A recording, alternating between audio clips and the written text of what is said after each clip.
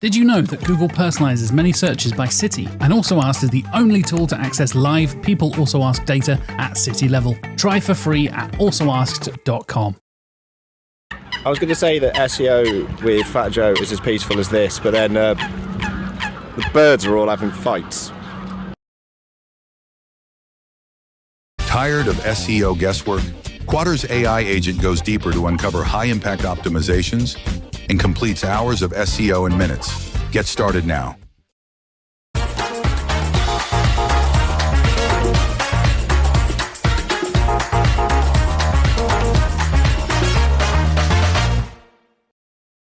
Thank you very much.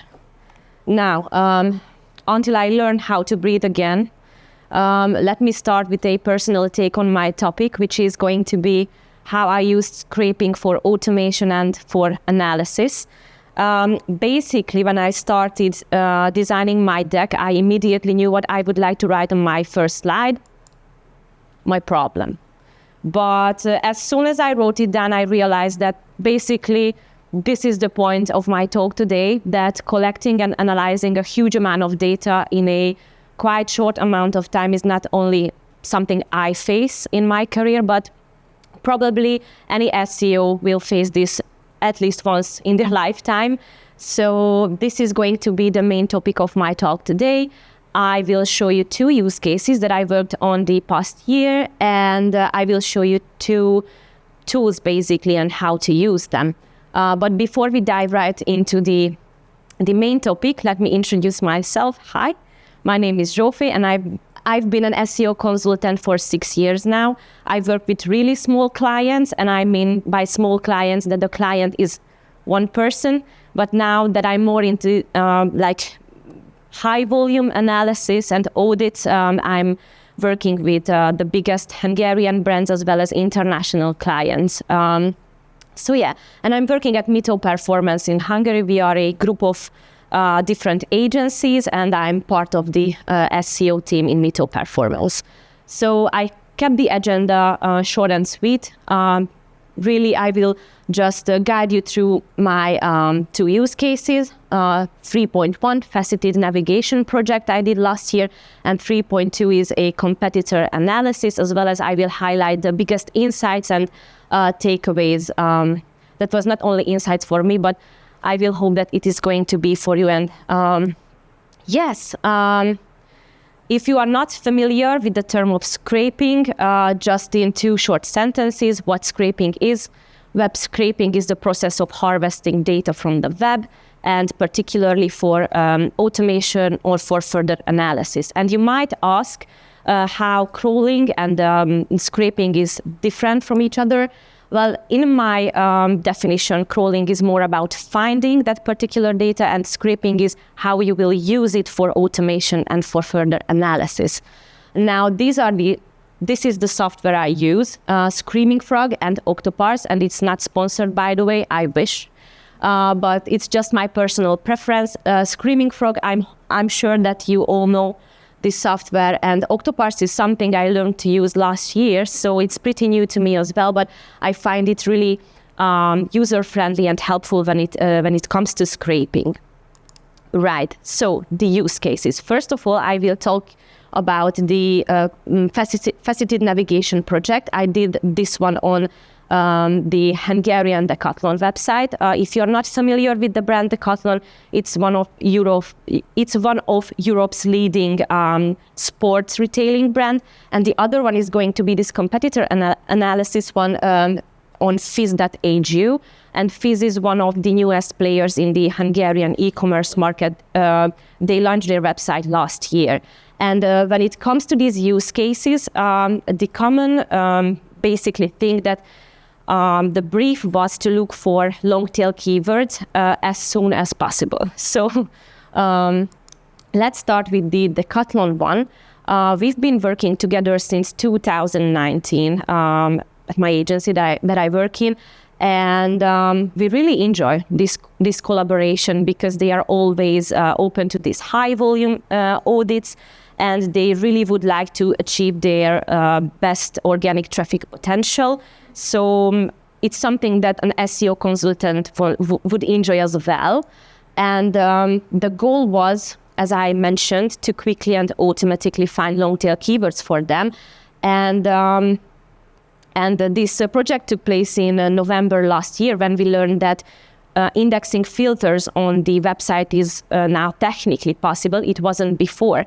So we had to be really quick with the Hungarian SEO team, because only 150 filter options was available to unlock, basically, because they were really testing it at the very beginning, how it works on the website. And that was the time when scraping came to my mind. And this is an example from the website. So let's imagine that the cardio machines is the category page, that are a couple of filters, for example, color filters, size filters, and Domios is one of their own brand. So this comes from a brand filter. And with the help of scraping, I could create the Domios cardio machines long tail keyword I was looking for. And this looks like exactly on the website. On the top left corner, the cardio machines and equipment is the age 1 heading. So I had to scrape that one for my focus keyword, I would call it.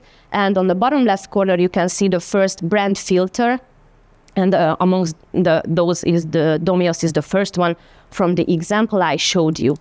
So these are the steps how I managed to scrape the data from the website. Basically, I used Screaming Frog for this one, and I had to make a organic traffic calculation at the very end as well to prioritize the list of basically that huge amount of data I get by scraping.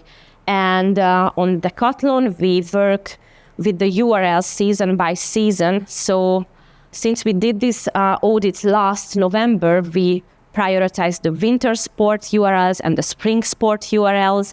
And it was a 250 category pages altogether that I had to scrape. And just for comparison, they have almost 3,000 category URLs on their website. So this is a pretty small batch, I would say around 10%. Right? 10%, yes. If you would like to take a picture of the slide, this is the step-by-step method how I scraped the data from their website. But I have a video that I can show you, and I will walk you through that one. So I will show you in action. And I'm not sure, but if I remember correctly, that you will receive these slides.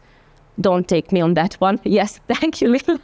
So you are going to be able to rewatch this again. So I used Screaming Frog, and what I did was to load all my URLs into list mode. Then the software starts working, and what you will do is to highlight all your URLs, because we are going to look for the outlinks. And basically, with the advanced search table, you just set rel contains to no follow, because on the Decathlon website, the filter URLs are set to no follow. This is not the case every time, but no worries, I will show you another method. And here are all the filter URLs and all the values of these filters under the anchor text column. So I just get my hands on the filter URLs I want to index, the quality, basically, of the filters. And if you are familiar how Screaming Frog works, you can just slide this way and you'll get a couple of more data. And as I mentioned, I was looking for the age 1 heading as well to identify my keyword. Now, this was the output. And I know that this is not my best slide. And I'm sorry, I will show you another one of these boring spreadsheets. And don't mind reading all of that, because I will show you what to focus on. So as I mentioned, from the category URLs, I get the filter URLs and the filter names, as well as the category keyword from the age 1. And with the use of a concatenate filter, I could create my long tail keywords. So in an example from the first row, on the electric bike category page, there are a gender filter. Particularly this first one is women, and out of these two, women electric bike is the long tail keyword I'm looking for. Now, after that, I just searched basically the search volumes, and to have an approximate traffic potential, I multiplied the search volumes with the average CTRs. It's just an approximate number, but then I could prioritize which filters to index, since it was 150 50 URLs available for me. When it comes to results, because of NDA reasons, I cannot show you a lot, but just so you know, we already repeated this analysis with another batch of URLs, and currently there are almost, by March 2025, there are almost 400 more category pages ranking in Google, and they are just gaining organic traffic for the website. And yes, qualitative results, obviously. We could identify filters that are worth increasing the product selection for, that has more search volume than others, as well as the Hungarian team is also working on the category page copywriting, and we could prioritize that work as well. Yes, this is going to be the other use case, but I can show you another method. But the workflow is going to be quite similar. But this one is a little bit more complex, I would say, because I had to repeat the scraping twice, since I was looking for not only my clients' data, but also for competitors' data. And yes, to make the comparison, yes. And I think I mentioned that this is a new e-commerce web shop that was launched last year by Hungary's biggest financial institution, OTP Bank. So this competitor analysis project, basically the brief was to have insight on which brands the competitors are selling. And I had to think with an SEO's mind, because it was a quite big challenge. It was a new web store. They had a quite high organic traffic expectation. As well, as I've said, I had to think with an SEO's mind how to index all these brand filters later for future organic traffic. So that's when scraping came to my mind once again. But as I said, there are some small differences. In the second step, I had to match the competitors' URLs with my clients' URLs. I will talk a little bit more about that one, I think, on the next slide, yes. And I've used Octoparse for this project, since the no-follow method that I've showed you earlier on the Decathlon project was not available in this case. So now it's a good thing, because I can show you two different methods. Yes, so the category matching. It was a kind of semi-manual part of this analysis, but I could use Google Search Console and Ahrefs as well to identify and match basically the URLs and the keywords. So I could only do this one on already existing categories on my client's website. This is the method. It's also worth take a screenshot or a picture basically, but I have a walkthrough video as well for you, so you can see how Octoparse work. I always start in building a custom task. As you can see, this is the group I have for my client. And you have to set, first of all, a auto login in this software. So you accept the cookie consent bar, and then when you loop your URLs in this program, it won't stop.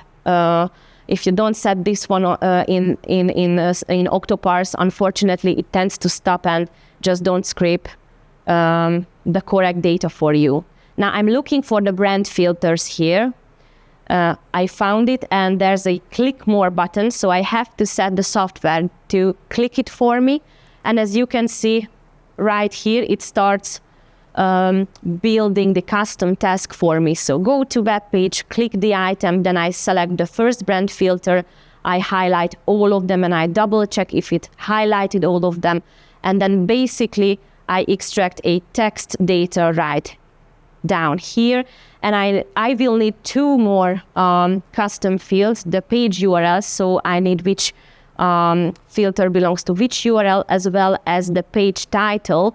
It's really similar to the H1 heading I showed you in Decathlon. I am going to use the page title as my focus keyword, and then I just start the scraping, and basically it works instead of me.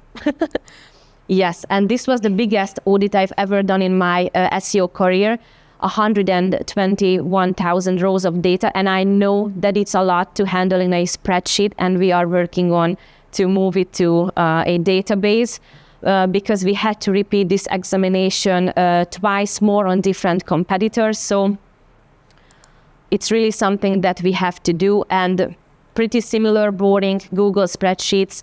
You can see the brand filters, the category keywords I put my hands on because I could scrape the page titles, and then with the concatenate formula I could create my long tail keywords. What is different that I had to compare the product numbers here, so you can see the competitor product numbers as well as Physis product numbers, and there are 3 types of results I was looking for. First of all, where there are already so the brand filter is already an existing thing on the website of my client because they are already selling that particular brand, but the competitors have higher product numbers, so product number expansion is needed. The second one, that I could not find the brand filters on my client's website that are existing on the competitor's website, so it's something they should supply. And the third one, that is when my client performed better than the competitors. So good news as well. The results 6 months later, it's also approximate numbers. Last year in October, when I did this analysis, they had 150,000 products. Now they have almost 800,000 products. And the product numbers are basically growing day by day because, as I've mentioned, we repeated this audit twice, and it is something that we are working on basically always. So month by month we do with another competitors. Qualitative results, I would say, first of all, which is the most important, that they could strategically procure their products on the website, as well as they can source out their partners, and they have data-driven insights on those as well.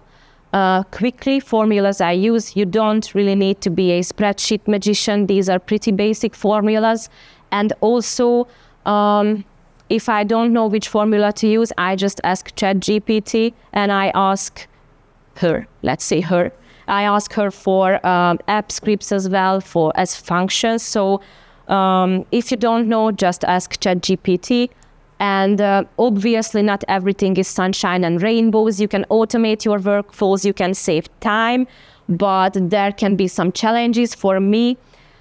Website inconsistency, not always, the brand filters or any filter you are looking for is not always at the same place on every category page. And if it's not, the type of scrapers, for example, Octoparse I showed you, is not going to scrape anything because it won't find it, or it will scrape something else and you cannot use that one. And there can be duplications as well. For example, if there is a filter with another spelling, a wrong spelling, or with capital words, then there are going to be duplications in your spreadsheet.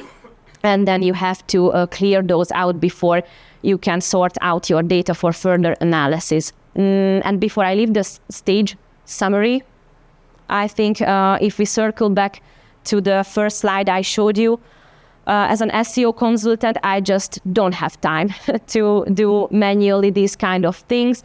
If I would be copy-pasting manually all those data, I would not be giving this talk to you, but I would be still sitting in front of my computer doing that. And when it comes to mental health and work-life balance is something that is really important to me. Lila mentioned that I have 2 dogs. They are by my leg 5 p.m. exactly every day. So without scraping, I would be closer to lunacy possibly than to sanity.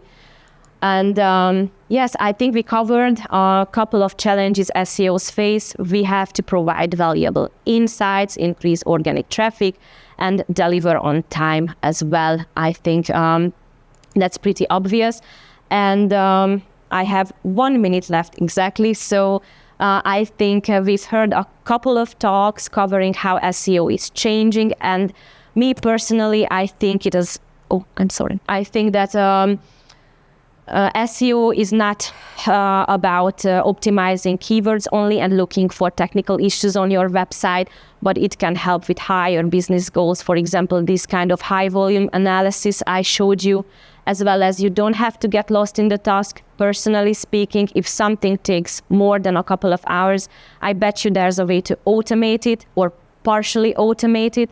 And the third one, don't be afraid of scraping if you have not scraped the web before, or any method in general, because also personally speaking, when scraping was shown to me first, I felt like, please God, let me not use this method in my life, because for me it felt really complicated thing to do. But now I think it's a personal improvement of mine, as well as I could provide more data, maybe I would say quantitative data as well as qualitative data to my clients as well, with the help of scraping.